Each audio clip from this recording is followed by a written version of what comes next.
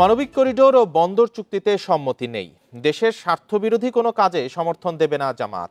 এই ঈদে জামা জুতো অ্যাক্সেসরিজের ডিসকাউন্ট।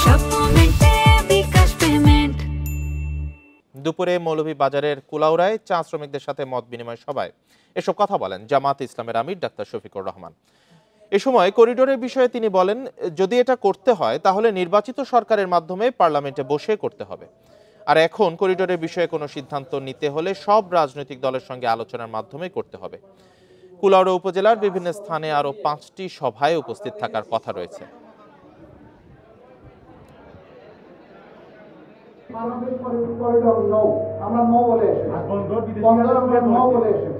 দেশের স্বার্থের বিরুদ্ধে আমরা কোনো কিছুতে হা বলি না। দেশের স্বার্থ যেখানেই বিকৃত হবে সেখানেই নো।